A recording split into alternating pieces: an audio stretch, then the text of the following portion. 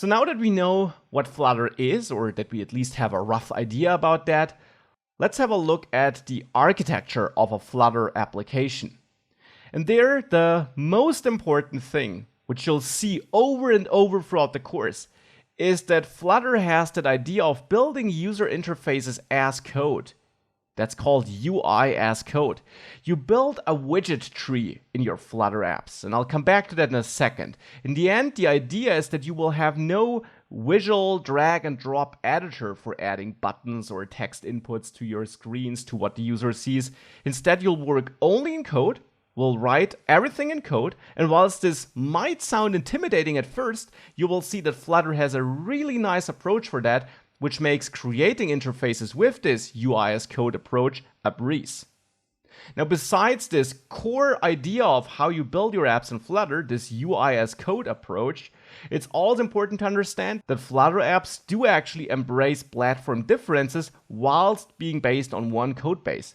So we work in one project, but we will still have the ability to create different user interfaces at some points or in some parts of our app if we need it for the different platforms. Because Android and iOS are not exactly the same. They're not just for different phones, they do have some small differences. And sometimes it doesn't matter to you, but if it does, Flutter gives you the tools to find out on which platform you're running, so that if you're on Android, you can execute code A, and if you're on iOS, you can execute code B. So Flutter gives you the full flexibility there.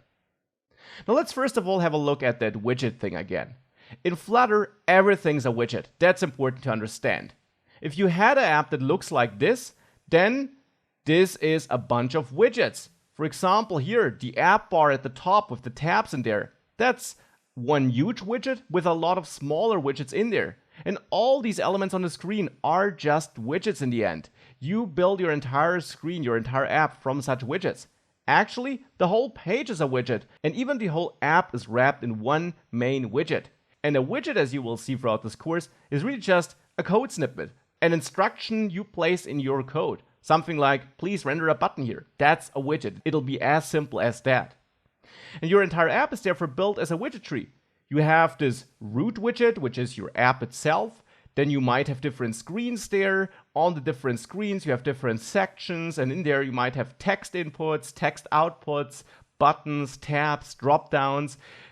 And a widget might hold other widgets. For example, your tabs widget might hold individual tab widgets. But thinking about this in an abstract way can be really difficult, and therefore for now, just keep that term widget tree in mind. We'll have a look at how this works and how this looks, and we'll actually write all the code for that together throughout the course. Now, this UI as code concept is also important. If you had an application that looks like this here, then, as I mentioned earlier, you don't build it by dragging and dropping elements into a visual editor. You have no visual editor indeed. Instead, you only work in code. The code for this could look like that here. And here you already get a brief preview at how these widgets work and how you structure your entire app with the help of these widgets, how you configure your app with these widgets. And as you can see, even without understanding that code, that probably doesn't look too difficult. In the end, here we just have a bunch of instructions on what should get rendered on the screen and how the different things are related. And of course, you'll learn all about that throughout the course. So this is an extremely straightforward way of building your app, and I will introduce you to this approach carefully, step by step. We'll build our apps from scratch, and I will introduce you to the core widgets and how they work together step by step in this course. Now, this one code base thing or concept is also important to understand.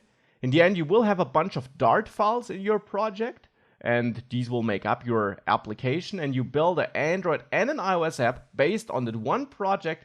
But as I mentioned, if you need to, you can still find out on which platform you are running and then render different content based on that platform. So these are the core Flutter ideas. Again, if they're not 100% clear at this point, that's normal. We just started. We'll of course use all these features and go through all these features step by step as we progress through the course.